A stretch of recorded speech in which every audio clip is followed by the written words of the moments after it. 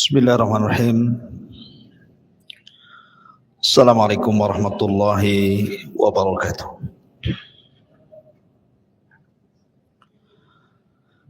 Bihamdillahi wassalatu wassalamu ala rasulillah wa ala alihi wa sahbihi wa mawalah wa la hawla wa la quwwata illa billahi wa ba'du. Alhamdulillah, di malam hari ini kita kembali kumpul di Masjid Muhajirin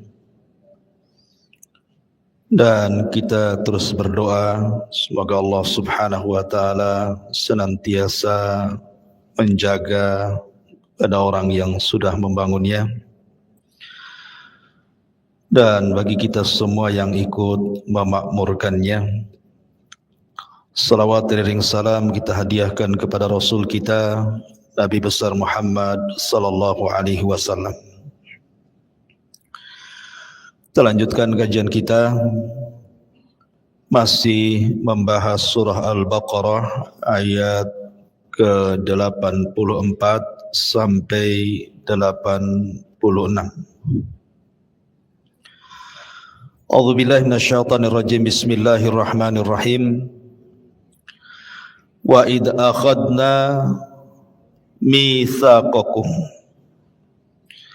la tasfikuna dima'akum wa la tukhrijuna anfusakum min diyarikum thumma aqrartum wa antum tashhadun thumma antum haula'i taqtuluna anfusakum wa tukhrijuna fariqan minkum min diyarihim tadhaharuna 'alaihim bil itsmi wal udwan wa iyatukum usara tufaduhum wa huwa muharramun 'alaikum ikhrajuhum afatu'minuna bi ba'dil kitab wa takfuruna bi ba'd fama jazaa'u man yaf'alu dzalika minkum illa khizyun fil hayatid dunya wa yaumal qiyamati yuradduna ila ashaddil adzab wa mallahu bighafilin amma ta'malun. Ulaika alladhina ishtarawul hayatad dunya bil akhirah fala yukhaffafu anhumul adzab wa lahum yunsarun. Dan ingatlah ketika kami mengambil perjanjian kepada kalian, janganlah kalian menumpahkan darah kalian dan mengusir sesama saudara kalian dari kampung halaman kalian, kemudian kalian berikrar dan bersaksi akan itu.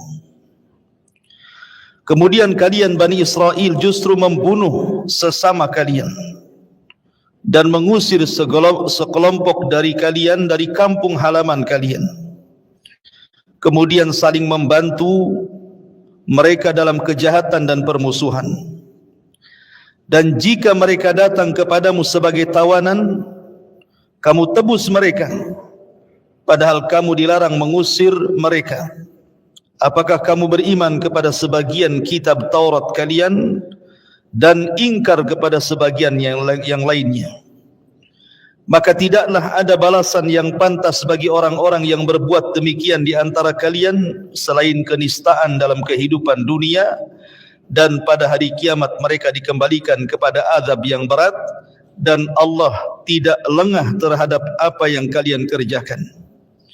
Mereka itulah orang-orang yang membeli kehidupan dunia dengan kehidupan akhirat, maka tidak akan diringankan azabnya dan mereka tidak akan ditolong. Taib. Ayat ini menjelaskan kepada kita masih tentang kisah Bani Israel dan juga orang-orang Yahudi yang ada di kota Madinah.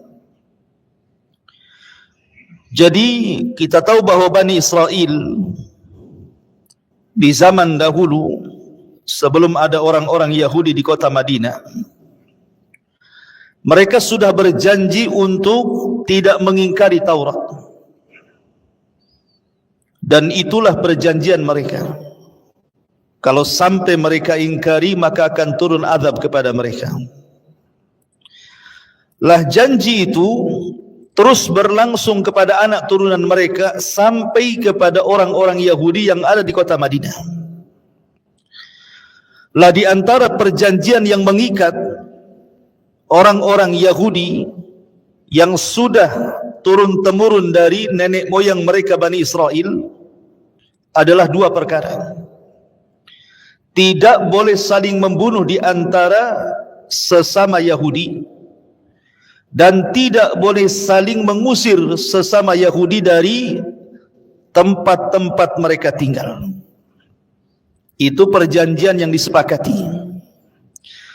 Makanya Allah Subhanahu wa taala mengatakan, wa id akhadna mitsaqakum la tasfiquna dima'akum wa la tukhrijuna anfusakum min diyarikum thumma aqrartum wa antum tashhadun.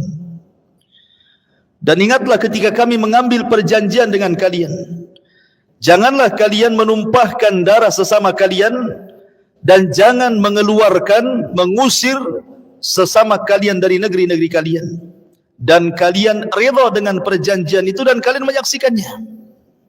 Tetapi apa yang terjadi? Justru dua perkara ini diingkari orang-orang Yahudi.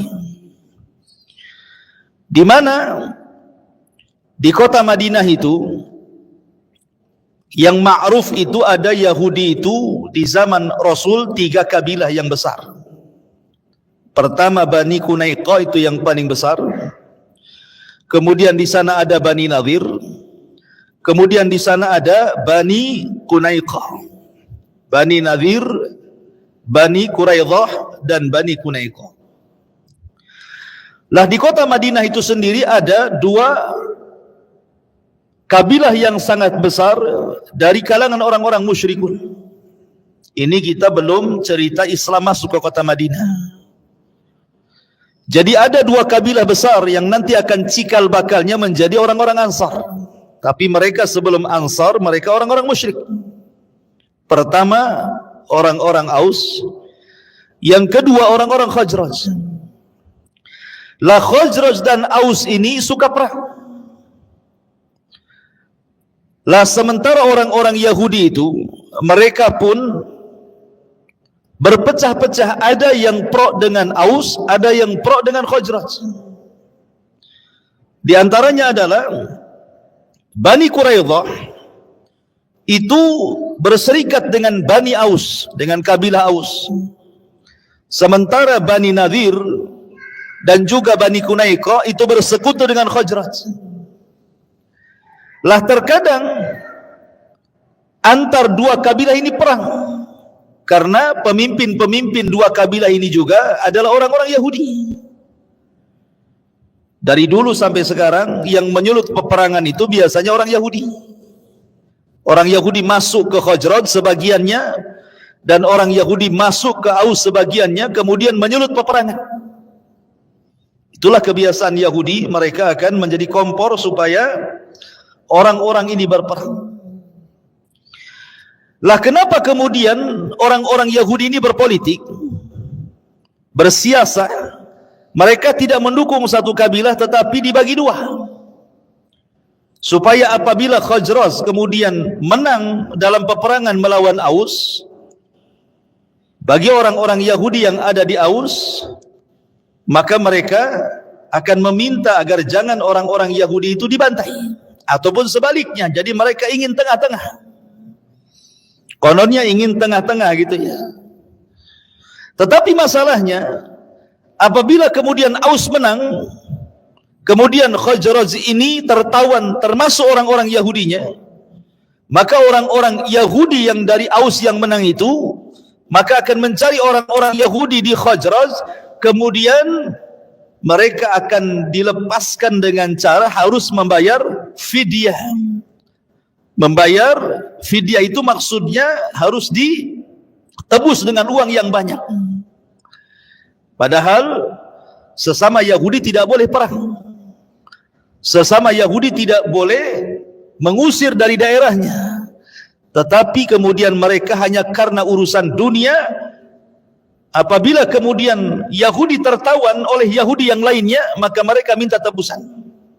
Dari sinilah Allah Subhanahu wa taala mengatakan, "Tsumma antum haula taqtuluna anfusakum wa tukhrijuna fariqam minkum min diyarikum." Kemudian kalian wahai Yahudi, kenapa kalian membunuh sesama kalian dan mengusir segelompok kalian dari kampung halaman kalian? Padahal sekali lagi undang-undang mereka sesama Yahudi tidak boleh saling menyerang, tidak boleh saling membunuh, tidak boleh saling mengusir. Tapi kenyataannya Yahudi di kota Madinah justru berbalik dengan perjanjian mereka. Makanya Allah Subhanahu wa taala katakan, afatu'minuna bi ba'dil kitab wa takfuruna bi ba'd. Apakah kalian tidak kufur sebagian kitab kalian dan beriman kepada sebagian yang lainnya? Itulah wataknya orang Yahudi. Sebab itulah Allah Subhanahu wa taala berikan kehinaan mereka di dunia dan azab yang pedih di akhirat. Karena mereka melakukan itu gara-gara urusan dunia. Lalu apa faedah dengan kita kaum muslimin? Dari ayat ini yang menarik kita akan ambil dan petik faedahnya. Ma'asyiral muslimin yang dimuliakan Allah Subhanahu wa taala. Di sini ada dua perkara. Pertama, bicara tentang la tasfikuna dima'akum. Jangan kalian saling membunuh. Menunjukkan bahwa karena kaidah Al-Quran itu sering saya ulang-ulang, al-ibaratu bi umumil lafdi la bi khususis sabab, gitu ya. Jadi sebuah pelajaran dalam Al-Quran itu bukan karena sebab turunnya, tetapi karena umum lafadznya. Dan ketika kita membaca ayat ini, bukan berarti kemudian kita hanya menceritakan tentang kisah Yahudi tanpa mengambil ibrah daripada ayat ini, tidak. Tetapi ibrahnya di sini bahwa kaum muslimin itu satu jiwa. Makanya ada hadis yang mengatakan, Nabi SAW bersabda, "Matsalul mu'minina fi tawadu'ihim wa tarahumihim kal jasadil wahid." Permisalan seorang mukmin dengan mukmin yang lainnya itu seperti bagaikan satu jasad. Apabila kemudian jasad ini di antara anggotanya sakit, pasti akan merasakan sakit semuanya. Kalau seandainya menyakiti dengan lisan saja dilarang dalam Islam, bagaimana membunuhnya? Maka tidak boleh. Tidak boleh seorang muslim itu saling membunuh. Makanya lihat bagaimana ketika Allah Subhanahu wa taala menceritakan kisah penciptaan Adam alaihi salatu wassalam. Apa kata para malaikat? Qalu ataj'alu fiha man yufsidu fiha wa yasfiku dimah. Ya Rabb, apakah engkau akan menciptakan makhluk yang akan merusak bumi dan menumpahkan darah? Kenapa malaikat cerita seperti itu? Tentu ada sejarahnya. Adam saja belum diciptakan, kenapa pula malaikat berbicara seperti itu di hadapan Allah Subhanahu wa taala? Karena malaikat pernah menyaksikan bangsa jin sebelumnya yang menguasai bumi. Bagaimana mereka merusak bumi dan bagaimana mereka menumpahkan darah, bunuh-bunuhan sesama jin di antara mereka. Sehingga ketika Allah menciptakan Adam, malaikat kemudian hendak mengkias kehidupan jin dengan kehidupan makhluk yang akan diciptakan Allah, manusia ini.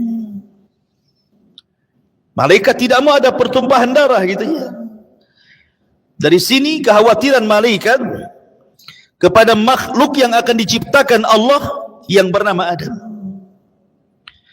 Ma'asyiral muslimin yang dimuliakan Allah Subhanahu wa taala. Walaupun demikian Allah meyakinkan bahwa manusia berbeda dengan jin. Tetapi kita melihat ketika betul-betul Adam alaihi salatu wassalam diturunkan ke bumi, apa yang terjadi? Adam memiliki 60 keturunan, 20 anak laki-laki dan 20 anak perempuan. Lah Adam memiliki anak yang paling besar namanya Qabil, kemudian adiknya namanya Habil. Kemudian di situ Allah Subhanahu wa taala mensyariatkan kepada Qabil dan Habil untuk menikah silang. Tetapi Qabil menolaknya. Kenapa? Karena kembarannya jauh lebih cantik dibandingkan kembaran Habil. Tetapi karena ini perintah Allah Subhanahu wa taala, maka Adam pun harus menegaskan kepada anak-anaknya harus terjadi pernikahan secara silang. Tetapi Qabil tetap tidak mau. Tetapi ayah yang bijak tentu tidak memaksa anaknya. Maka Adam berdoa kepada Allah Subhanahu wa taala untuk mencari solusinya. Maka Allah berikan solusi dengan cara berkurban. Maka siapa di antara kurban keduanya diterima, maka dia berhak mengambil pasangannya. Maka Allah takdirkan yang diterima adalah korbannya Habil, dan Allah menolak korbannya Qabil. Lah Qabil yang tidak terima, akhirnya kemudian dia pun mulai mengancam adiknya dan mengatakan, la aqtulannak, saya akan membunuh kamu. Tetapi Habil memang dasarnya orang baik. Dia mengatakan, innama yataqabbalullahu minal muttaqin, la imbasatta ilayya yadaka litaqtulani ma ana bibasiti yadiya ilayka liaqtulaka inni akhafullah rabbal alamin. Dia mengatakan, hei Qabil, Allah itu hanya menerima korban dari hamba yang bertakwa. Kalau engkau ingin membunuhku silahkan, tapi saya tidak akan membunuhmu karena saya takut kepada Allah Rabb semesta alam. Inni uridu an tabu'a bi itsmi wa itsmika wa takuna min ashabin nar. Kenapa aku tidak hendak membunuhmu? Sengaja supaya aku kumpulkan dosaku dan dosamu, sehingga kau menjadikan dosaku terbebani, sehingga dosaku akan kubebani kepada dosamu, dan engkau akan menjadi penghuni neraka. Tetapi nasihat Habil diterima? Tidak. Qabil tetap membunuh Habil. Dan inilah pembunuhan pertama yang terjadi di alam semesta. Sehingga Nabi SAW mengatakan, setiap orang yang membunuh, maka dosanya akan digabungkan kepada dosa Qabil yang pernah membunuh Habil, karena dia orang yang pertama kali memberikan contoh pembunuhan. Artinya pembunuhan sudah ada sejak zaman sebelum manusia diciptakan dan setelah Adam diciptakan terjadi pembunuhan. Ya. Ma'asyiral muslimin yang dimuliakan Allah Subhanahu wa taala. Kemudian era para nabi juga terjadi pembunuhan. Bahkan yang dibunuh itu bukan main-main para nabi. Siapa yang membunuh para nabi? Bani Israel. Mereka membunuh para nabi, dan itu digambarkan dalam Al-Quran. Innal ladzina yakfuruna bi ayatillah wa yaqtuluna an-nabiyya bighairil haqq. Sesungguhnya orang-orang yang kufur dengan ayat-ayat Allah dan mereka membunuh para nabi dengan tanpa sebab yang benar. Bahkan satu hari pernah dibunuh 70 nabi. Kita tahu siapa yang membunuh Yahya di penggal lehernya, Yahudi. Yang membunuh Zakaria, Yahudi. Yang mulai mengepung Nabi Isa tetapi tidak berhasil membunuh karena diserupakan orang yang dibunuhnya, juga Yahudi. Jadi orang-orang Yahudi soal bunuh-membunuh itu sudah biasa gitu. Dan yang dibunuh itu orang-orang baik, para nabi. Dari sinilah maka Nabi SAW mengkhawatirkan kalau umatnya pun terjadi sama dengan apa yang terjadi di zaman sebelumnya. Dalam Hajjatul Wada, dalam khutbah yang sangat luar biasa, Nabi SAW sampai mengingatkan para sahabat Rasul dengan mengatakan, la tarji'u ba'di yadribu ba'dukum riqaba ba'di. Kata Nabi SAW, jangan sampai kalian berpaling dari ajaranku sehingga kalian akan saling membunuh di antara kalian. Subhanallah. Betullah apa yang disabdakan Nabi SAW. Ketika Umar bin Khattab radhiyallahu an bertanya kepada Hudzaifah soal fitnah. Ketika itu Hudzaifah salah paham. Yang dimaksud fitnah yang ditanyakan Umar itu, kemudian Hudzaifah menyebutkan fitnah peperangan, fitnah harta, fitnah keluarga. Kata Umar, bukan itu yang aku tanyakan.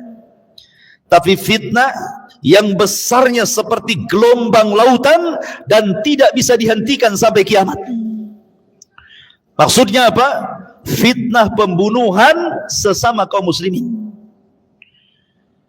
Tetapi Hudzaifah mengatakan tidak mungkin terjadi itu fitnah itu wahai Amirul Mukminin sementara engkau masih hidup. Tetapi kalau engkau sudah meninggal, maka engkaulah pintu fitnah itu. Maka betul ketika Umar bin Khattab meninggal dunia, pintunya sudah terbuka, maka yang pertama kali terjadi pembantaian sesama kaum muslimin adalah Utsman ibn Affan dibantai oleh orang-orang Sabaiyah. Di sinilah mulai terjadi pembunuhan sesama kaum muslimin. Kemudian setelah Utsman meninggal terjadi peperangan antara Ali dan Muawiyah. Bahkan sebelumnya antara Aisyah, Thalha dan Zubair dengan Ali radhiyallahu anhu dalam perang Jamal. Kemudian disusul dengan perang Siffin. Kemudian disusul dengan perang Nahrawan. Dan itu sesama kaum muslimin. Ya. Makanya Nabi SAW suatu ketika ditanya tentang fitnah ahlas, nanti di akhir zaman itu ada namanya fitnatul ahlas. Apa fitnah ahlas itu? Nabi SAW ketika ditanya, ya Rasulullah, wa ma fitnatul ahlas? Rasul, apa fitnah ahlas itu? Maka Nabi SAW mengatakan harabun wa harabun, pakai ha besar dan ha kecil. Harabun wa harabun. Akan terjadi peperangan antar kaum muslimin dan akan terjadi pengungsian akibat peperangan. Coba lihat hari ini bagaimana Yaman perang, bagaimana Irak perang, bagaimana Suriah perang, dan negara-negara Islam perang sesama mereka. Terjadi pengungsian di mana-mana kan? Artinya bahwa apa yang disabdakan Nabi SAW 14 abad yang silam itu menjadi sebuah kenyataan gitu ya. Bahwa perang ini tidak akan dihentikan sampai kiamat dibangkitkan. Makanya ini fitnah yang besar seperti gelombang lautan yang tidak dihentikan, kata Umar ibn Khattab radhiyallahu anhu. Ma'asyiral muslimin yang dimuliakan Allah Subhanahu wa taala. Maka dari sini ada faedah la tasfikuna dima'akum, bahwa darah seorang muslim itu sangat berharga dalam Islam. Nabi SAW mengatakan abghadun nas ilallahi thalathatun, manusia yang paling dimurkai Allah itu 3 kelompok. Manusia yang paling dimurkai Allah itu 3 kelompok. Yang pertama kata Nabi SAW, mulhidun fil haram wa mubtagin fil Islam sunnatal jahiliyah wa mutallibu damimri'in bi ghairi haqqin liyuhriqa dama. Yang ketiga langsung, dan seorang yang mengaliri darah kaum muslimin. Allah sangat murka. Makanya kenapa Allah Subhanahu wa taala mengatakan wa man yaqtul mu'minan muta'ammidan fajazauhu khalidan fiha. Siapa yang membunuh orang mukmin secara sengaja, maka dia akan dimasukkan ke dalam neraka, dikekalkan di dalamnya. Maksud dikekalkan di dalamnya maksudnya dilamakan di dalam. Dan sekarang pembunuhan itu setiap hari ada saja di depan mata kita kan. Coba antum baca atau melihat YouTube atau melihat berita gitu ya di internet atau di televisi. Setiap hari kita mendengar ada orang membunuh dengan sesama muslim hanya gara-gara perkara sepele. Padahal membunuh itu ada syaratnya. Satu, karena kisos, boleh membunuh. Yang kedua, karena had, memang karena hukuman dari negara gitu ya, orang ini layak dibunuh. Seperti mamanya negara membuat kebijakan orang yang mau narkoba sekian kilo dibunuh, mamanya kan gitu ya. Atau karena seorang yang sudah menikah berzina dirajam, atau karena dia melakukan liwat homoseksual maka dibunuh. Itu ada alasannya. Tetapi di zaman sekarang ini terkadang persis yang disabdakan Nabi SAW, al-qatil la yadri fima qatal wal maqtulu la yadri fima qutil. Orang yang membunuh bingung kenapa dia bisa membunuh, orang yang dibunuh lebih bingung lagi kenapa bisa dibunuh. Coba sekarang ya, gara-gara urusan parkir bunuh-bunuhan, Urusan lahan, bunuh-bunuhan. Urusan waris, bunuh-bunuhan. Anak membunuh orang tuanya, orang tua membunuh anaknya, saudara membunuh saudaranya. Sudah biasa. Bagian itu. Belum lagi kecelakaan di jalan dan begitu seterusnya. Belum lagi yang bunuh diri. Masya Allah gitu ya.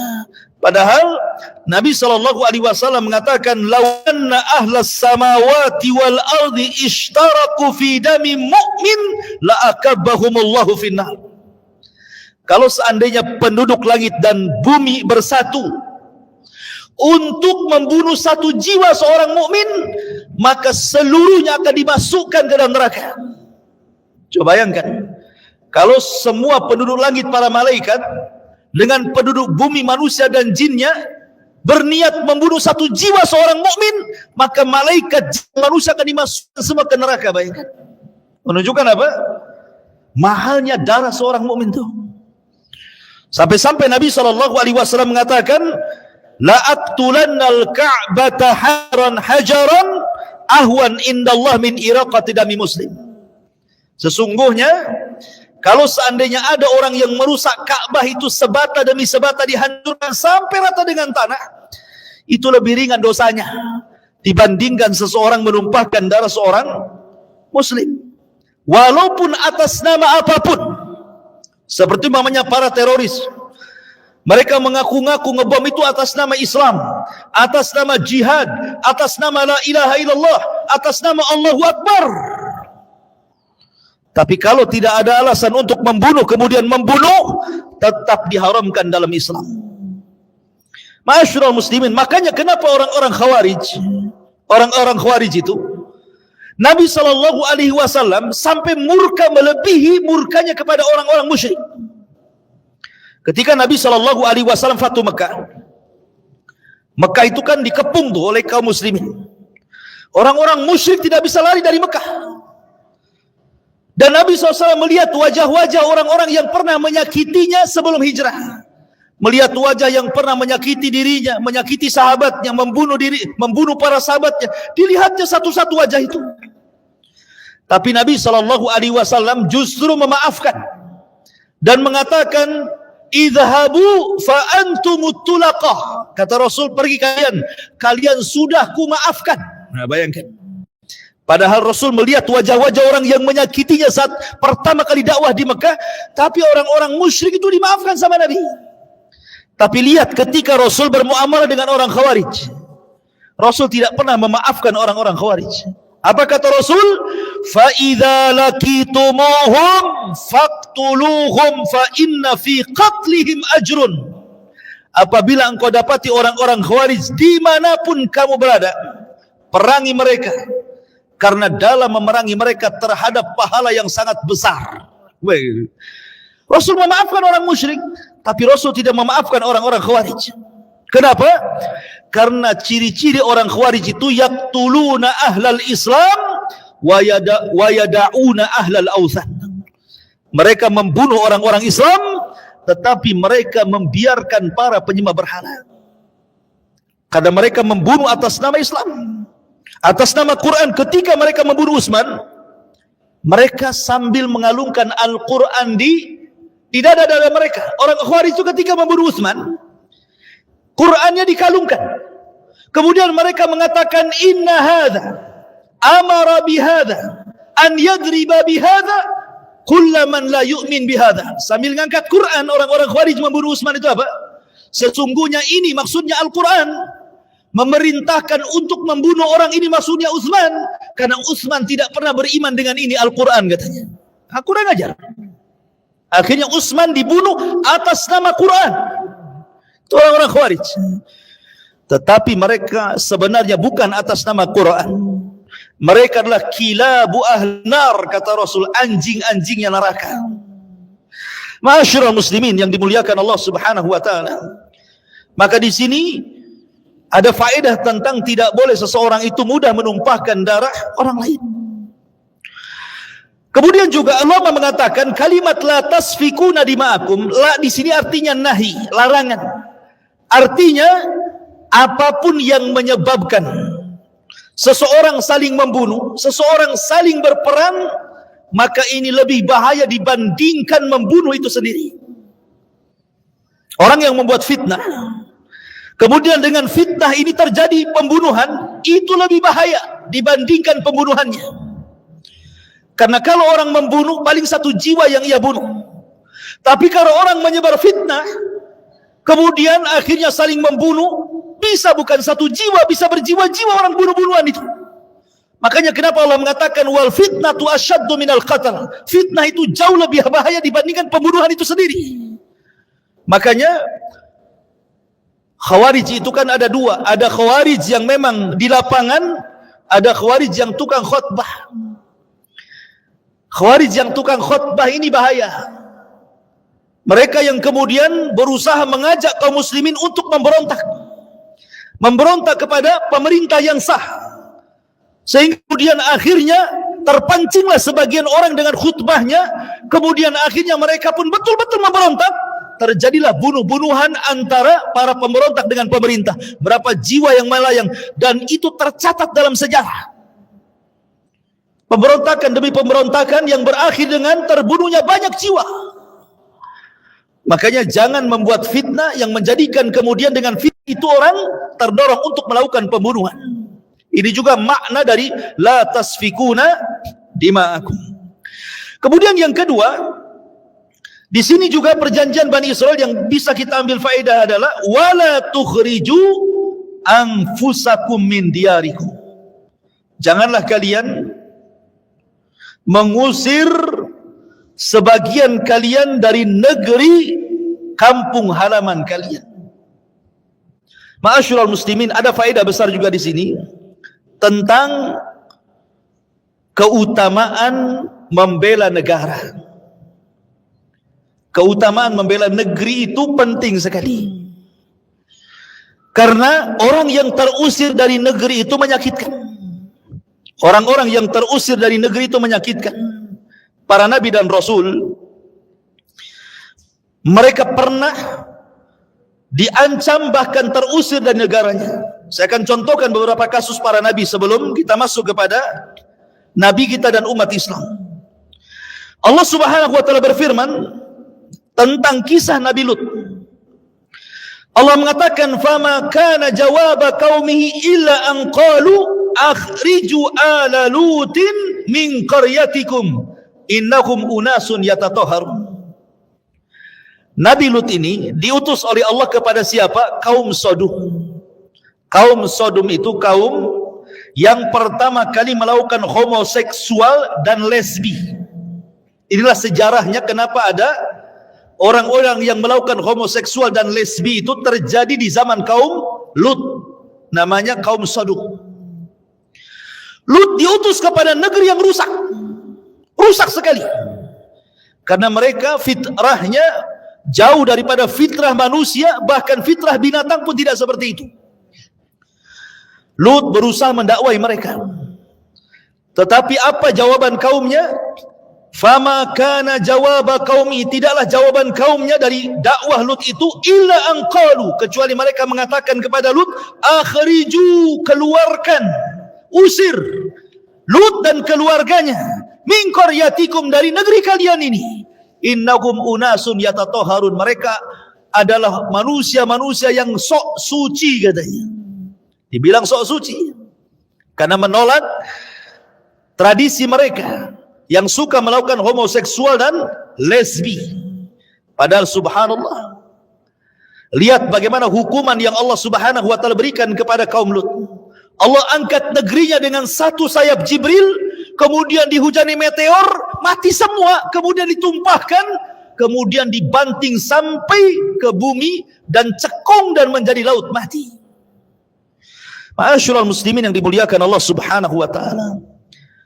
Di zaman sekarang, subhanallah, betapa banyak orang-orang perempuan ingin jadi laki-laki. Bahkan sebaliknya, laki-laki pun ingin jadi perempuan. Bahkan sebagian mereka rela dioperasi supaya yang laki-laki jadi perempuan, yang perempuan jadi laki-laki. Dan mereka bukan orang kafir. Mereka orang Islam. Mereka orang Islam. Bahkan setelah dioperasi pun mereka pun seolah-olah menampakkan keislamannya pakai jilbab ya pada laki-laki. Ma'asyiral muslimin yang dimuliakan Allah Azza wa Jalla, mereka tidak sadar bahwa perbuatan mereka itu mengundang laknat dan mengundang azab. Mengundang laknat dan mengundang azab, ikhwan. Cuma mereka tidak sadar. Bukankah Allah yang mengatakan dalam Al-Quran di dalam surah Al-Anfal, wattaqu fitnatan la tusibanna alladhina zalamu minkum khasah. Takutlah akan azab kalau menimpa sebuah kaum, itu yang terkena bukan orang-orang zalim saja, tetapi orang-orang baik pun terkena imbas dari situ. Makanya kita harus al-inkar al-munkar, berusaha mengingkari kemungkaran, bukan hanya al-amru bil ma'ruf, mengajak manusia kepada kebaikan saja. Kita wajib mengingkari kemungkaran. Dan sekarang subhanallah, seolah-olah kemudian orang-orang yang laki-laki menyerupai perempuan dan sebaliknya itu sudah biasa di negeri kita. Anehnya terkadang ditayangkan di televisi-televisi nasional, dibuat sinetron-sinetron seolah laki-laki gemulai seperti perempuan, walaupun itu sinetron, maka ini mengundang azab Allah Subhanahu wa taala. Dan ini dibiarkan. Bahkan kemudian menjadi sebuah tontonan yang akhirnya menjadi tuntunan bagi para penontonnya. Naudzubillah. Ya. Maka di sini bagaimana Lut diusir dari negerinya. Tetapi sebelum diusir, justru azab Allah Subhanahu wa taala menimpa kaum Sodom. Kemudian juga kisah yang kedua tentang kisah Nabi Allah Syuaib alaihi salatu wassalam. Allah berfirman, qala al-mala'u alladhina istakbaru min qaumihi la nukhrijannaka ya Syuaib walladhina amanu ma'aka min qaryatina aw la ta'udunna fi millatina qala awalau kunna karihin. Berkatalah para pembesar-pembesar yang mereka sombong dari kaumnya Nabi Allah Syuaib, kami akan keluarkan kau wahai Syuaib dan orang-orang yang beriman bersama kalian. Lihat bagaimana para nabi dipaksa untuk keluar dari negerinya. Lah apa yang dialami para nabi sebelumnya itu pun dialami oleh Rasulullah. Bagaimana Allah Subhanahu wa taala gambarkan dalam Al-Qur'an, wa idh yamkuru bikal ladzina kafaru liyuthbituka aw yaqtuluka aw yukhrijuk wa yamkuruna wa yamkurullah wallahu khairul makirin. Dan ingatlah ketika orang-orang kafir membuat makar kepadamu ya Muhammad, mereka hendak memenjarakan kamu, mereka hendak membunuhmu, dan mereka hendak mengusirmu. Dan Allah juga buat makar, dan sebaik-baik makarlah makar Allah terhadap mereka. Dan berhasil. Orang-orang kafir Quraisy berhasil mengusir Nabi SAW dan para sahabatnya. Persis seperti yang digambarkan oleh siapa? Waraqah ibn Naufal. Ketika Nabi SAW mendapatkan wahyu, kemudian melihat Jibril dalam bentuk asli, dia akan ketakutan tuh. Kemudian dia datang ke rumah Khadijah dan mengatakan, ya Khadijah, zammiluni, zammiluni. Wahai Khadijah, selimuti aku, selimuti aku. Maka Khadijah pun menyelimuti, kemudian menghibur Rasul dengan memuji kebaikan Nabi, sampai Rasul pun kemudian agak tenang. Besoknya dibawa ke siapa? Ke rumah Waraqah ibn Naufal ahli kitab. Kemudian bercerita. Apa kata Waraqah ibn Naufal? Qad ja'aka an-namusul akbar alladhi ja'a Musa. Wallahi la takdzibannahu wa la tu'adhiyannahu wa la tukhrijannahu wa la tuqatilannahu. Kemudian Waraqah mengatakan di hadapan Nabi SAW, la in ana adraktu dhalika al-yawm la ansuranna Allah nasran ya'labuhu. Kata Waraqah, sesungguhnya makhluk yang bersayap yang kau temui itu wahai Muhammad, itu pernah mendatangi Nabi Musa alaihi salatu wassalam. Demi Allah, engkau akan didustakan, engkau akan disakiti, engkau akan diperangi, dan engkau akan diusir. Nabi heran. Kata Nabi SAW kepada Waraqah, ya Waraqah, saya ini orang baik. Orang-orang Mekah mengatakan saya ini sadiqul amin, orang yang jujur dan amanah. Mana mungkin mereka akan mengeluarkan aku? Kata Waraqah, ya pasti apapun yang kau bawa, pasti akan mengeluarkan siapapun yang membawa seperti apa yang kau bawa. Demi Allah wahai Muhammad, kalaulah seandainya kaummu itu mengeluarkan saat mereka mengeluarkan aku masih hidup, tentu aku yang akan membelamu. Tapi sayang 6 bulan setelahnya Waraqah meninggal. Tetapi apa yang dikatakan Waraqah menjadi sebuah kenyataan. Sampai-sampai Rasul ketika meninggalkan Mekah karena terusir dari Mekah, dia sedih. Bagaimana cintanya Rasul dengan Mekah, bagaimana cintanya Rasul dengan tanahnya sendiri, tanah kelahirannya. Antum pun kalau diusir dari Indonesia, sedih mau pergi kemana antum? Makanya Rasul sedih diusir dari negaranya. Apa kata Nabi SAW? Dia mengatakan, ma atyabaki min baladin wa ahabbaki ilayya walaula an qaumi akhrajuni minki ma sakantu ghairaki. Wahai Mekah, wahai Ka'bah, alangkah indahnya negerimu, alangkah sesuatu yang paling aku cintai darimu. Kalaulah bukan karena kaumku mengusirku, aku tidak mungkin meninggalkan Mekah ini. Sedih Nabi SAW meninggalkan Mekah. Makanya kenapa Allah Subhanahu wa taala melarang Bani Israel jangan mengeluarkan sebagian kalian dengan sebagian yang lain dari negeri kalian, karena keluar dari negeri itu berat sekali. Lihat bagaimana kasus Myanmar ya, kaum muslimin yang ada di Myanmar itu. Mereka terusir, akhirnya mereka terombang-ambing di kapal kan, meminta suaka ke negeri-negeri, ada yang tenggelam di lautan mati. Berat sekali mereka meninggalkan negeri. Jangankan antum diusir dari negeri, antum diusir dari perumahan saja, kemudian harus pindah ke perumahan lain, itu kali sedih banget gitu ya. Gimana dalam satu negara gitu kita diusir negara yang lain? Dari sinilah maka pentingnya kita membela negara. Karena bagaimanapun kita hidup di sini. Kenapa Nabi SAW sampai kemudian membuat piagam Madinah itu bersama orang-orang Yahudi untuk mempertahankan Madinah dari musuh-musuh luar? Wajib mempertahankan dari para penjajah yang akan masuk kota Madinah. Dan itu ajaran Islam. Makanya kenapa dalam Islam itu kita dilarang untuk melakukan pemberontakan kepada penguasa. Bukan hanya memberontak, kita melakukan demonstrasi saja. Melakukan demonstrasi dalam rangka kemudian khuruj, dalam rangka memberontak saja tidak boleh, apalagi memberontaknya. Ya. Makanya dalam Islam itu, Islam mengajarkan kepada kita untuk hubbul watan. Bagaimana kita mencintai negeri. Ma'asyiral muslimin yang dimuliakan Allah Subhanahu wa taala. Lihatlah bagaimana kondisi orang-orang Ansar digambarkan dalam Al-Qur'an.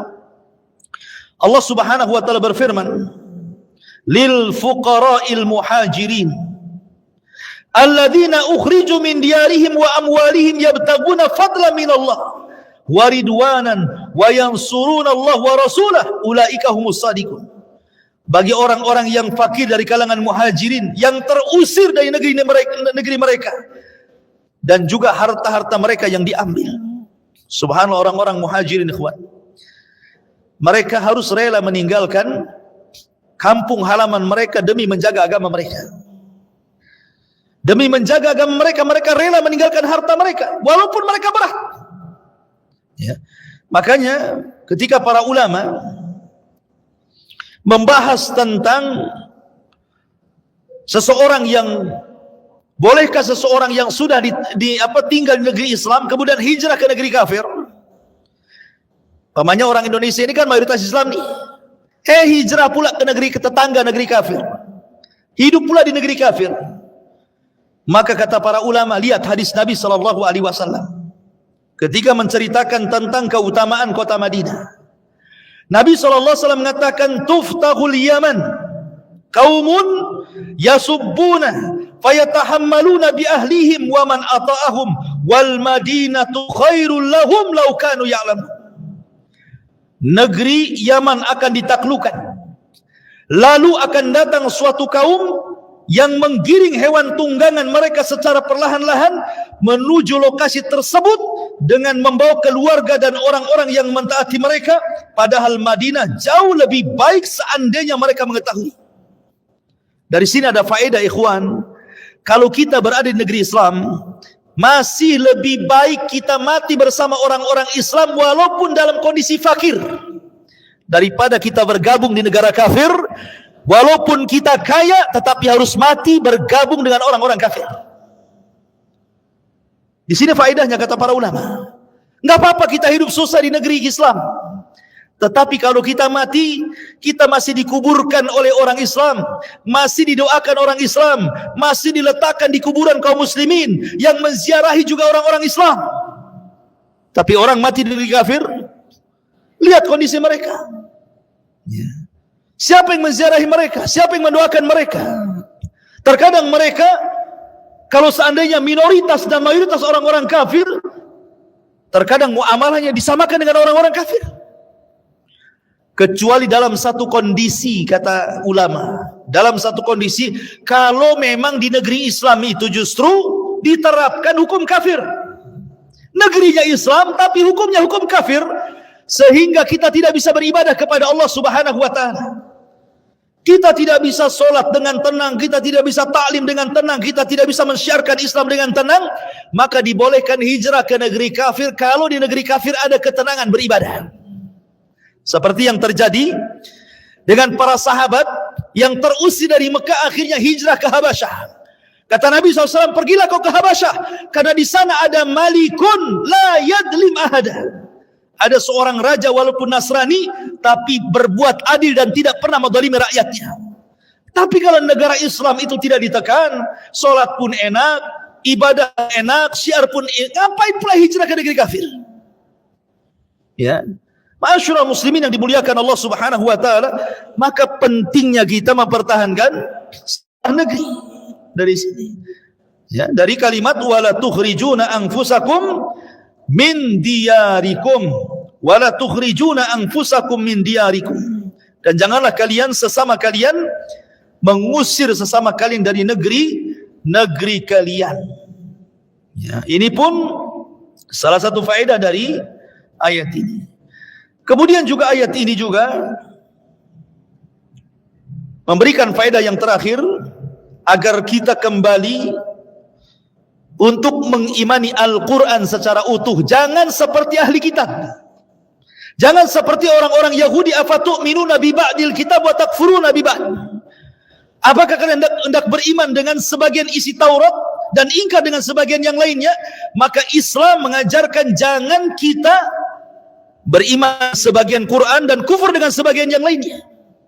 Dan hari ini subhanallah, memang Allah tampakkan wajah-wajah orang munafik. Dari dulu di zaman Rasul, mengetahui ini munafik, ini enggak munafik susah. Di zaman Nabi itu, si fulan munafik, si fulan sahabat, susah sekali. Kalau bukan karena Jibril memberitahu Rasul, si anu munafik, Rasul tidak tahu mana munafik. Saking bergabungnya orang munafik dengan sahabat, sehingga orang munafik dikira sahabat dan sahabat dikira munafik. Tidak bisa samar. Tapi hari ini subhanallah, para munafikin, orang-orang munafik itu justru memperlihatkan nifaknya. Mereka bisa berbicara di medsos, kemudian menghina Allah, menghina Rasul, menghina ayat-ayatnya, menubrukkan satu ayat dengan yang lainnya. La haula wala quwata illa billah. Mereka berani menistakan Allah terang-terangan, padahal mereka muslim. Mereka berani menistakan Al-Quran terang-terangan, padahal mereka muslim. Mereka berani menghina dan menistakan Rasul, padahal mereka muslim. Setiap hari kita melihat ada orang-orang yang mengolok-olok Islam, memojokkan Islam. Ma'asyiral muslimin yang dimuliakan Allah Azza wa Jalla, mau atau tidak mau, itu kita saksikan hari ini.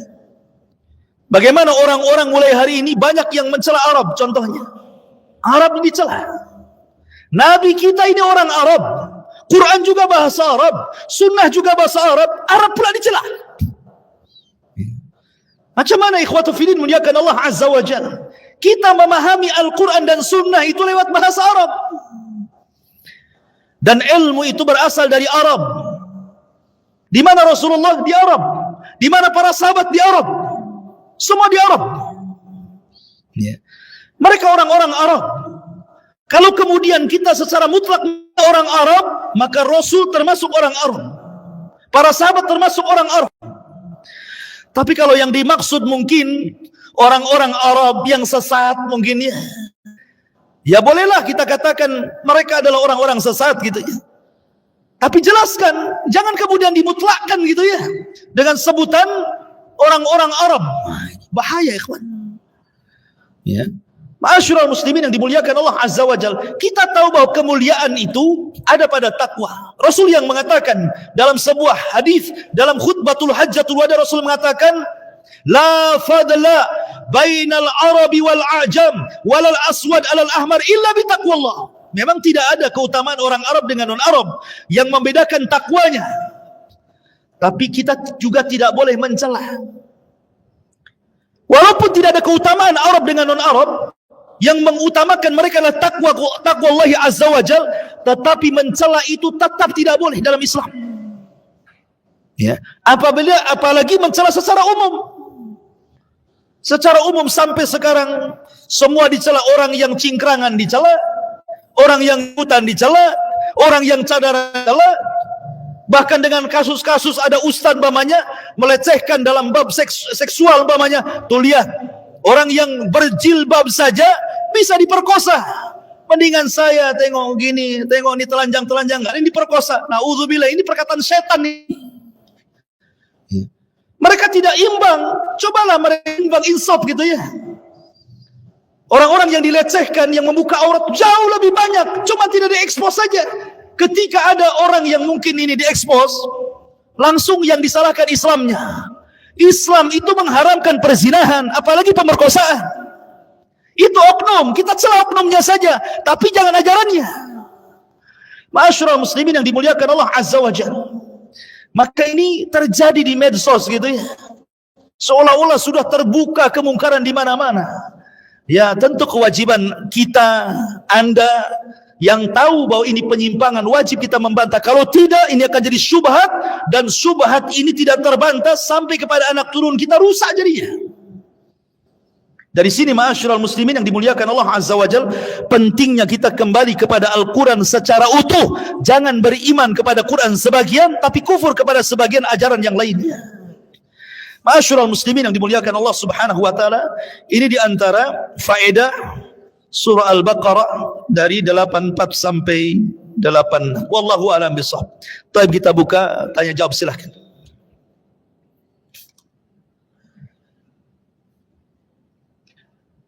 Fadhal. Waalaikumsalam warahmatullahi wabarakatuh.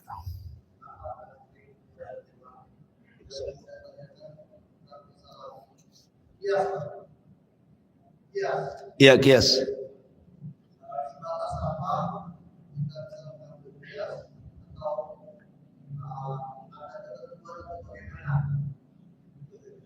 Ya, alhamdulillah.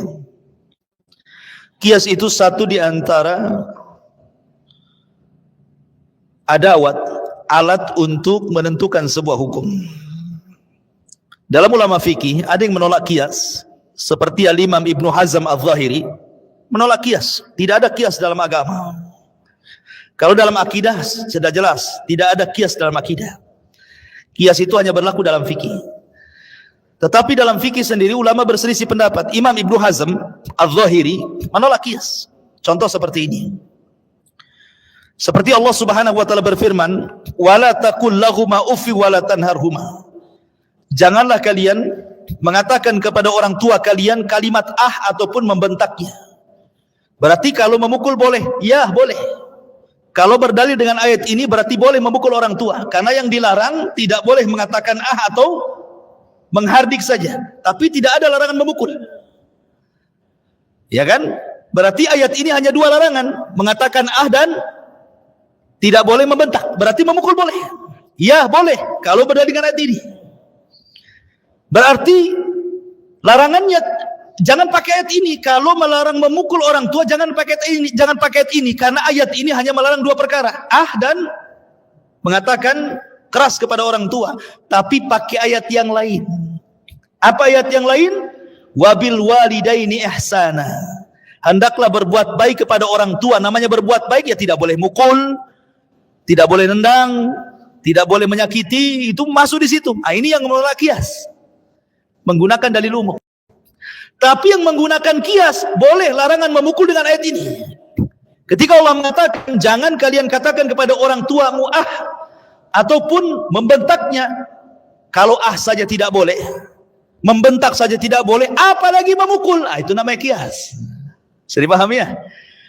Sama-sama melarang memukul, tapi beda cara pendalilannya. Gitu ya. Kalau dalam ilmu fikih seperti itu. Ya. Tetapi kias ini kan harus ada asalnya, harus ada faraknya, harus ada ilatnya, harus ada hukumnya. Jadi 4 perkara itu harus ada pada kias itu. Al-asal, al-fara', al-illah, al-hukmu. Contoh, zakat beras tidak ada dalam hadis. Yang ada itu gandum, kurma, ya kan? Nggak ada. Beras tidak ada. Lah kenapa kemudian terjadi zakat beras? Kias. Asalnya gandum, cabangnya beras, ilatnya sama-sama makanan pokok, hukumnya wajib, terjadilah kias. Nah, jadi itu namanya kias dalam fikih ya. Harus ada hukum asal, harus ada hukum cabang, harus ada ilat alasan, baru kemudian terjadi hukum. Nah, ini ranahnya para thalabatul ilmi kalau belajar usul fikih biasanya. Wallahu a'lam. Lagi. Sila.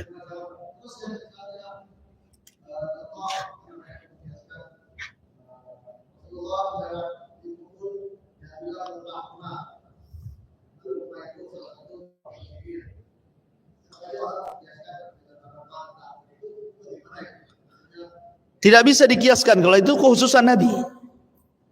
Gimana kekhususan Nabi dikiaskan kepada umatnya? Itu kan kekhususan Nabi. Kenapa? Karena Rasul dapat mukjizat mendengar orang yang sedang diadab dalam kubur. Kita tidak bisa mendengar.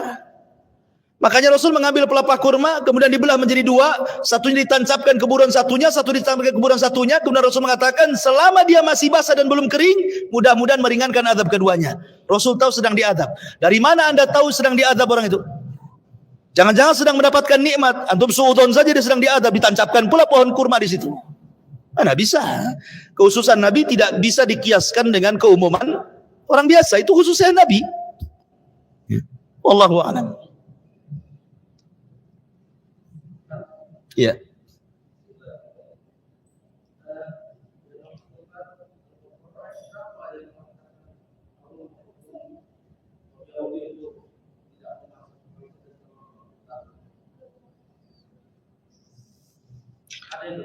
Ada.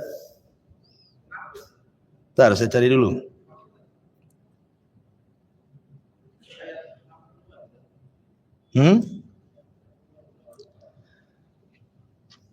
Baik, sudah ketemu. Al-Maidah, bukan Al-Baqarah. Al-Maidah ayat 26. Qala fa innaha muharramatun alaihim arba'ina sanatan yatihuna fil ardi fala ta'sa 'alal qaumil fasikin. Sesungguhnya Allah haramkan kepada mereka masuk ke Baitul Maqdis selama 40 tahun, mereka diletakkan di negeri linglung. Begitu kan ayatnya? Bukan Al-Baqarah, Al-Maidah ayat 26. Al-Maidah 26. Alasannya karena mereka tidak mau diajak perang. Sudah capek-capek Musa membebani Israel dari Mesir, dikejar-kejar Firaun. Bayangkan. Kemudian sepanjang jalan macam-macam ujian. Ketika sudah mau sampai hanya melewati satu negeri disebut Ariha, habis Ariha Baitul Maqdis. Masalahnya ke Baitul Maqdis harus melewati Ariha. Ariha ini dikuasai oleh orang-orang Kananiun, orang-orang Arab keturunan Ad, besar-besar orangnya. Kata Nabi Musa, kita harus perang dulu karena tidak bisa masuk Baitul Maqdis kecuali melawan orang-orang Ariha ini. Taklukkan dulu kotanya baru kita bisa masuk. Akhirnya Musa mengutus 10 orang asyara nakibah, pengintai. Salah satunya Yusha ibn Nun. Rupanya dilihatnya orang-orang Ariha ini gede-gede orang ya, besar-besar raksasa gitu ya. Bani Israel kecil-kecil. Akhirnya kemudian laporkan kepada Musa, kayaknya kita nggak menang nih. Kata Musa, oke, kalau begitu jangan kalian ceritakan kepada pasukan, nanti mereka takut.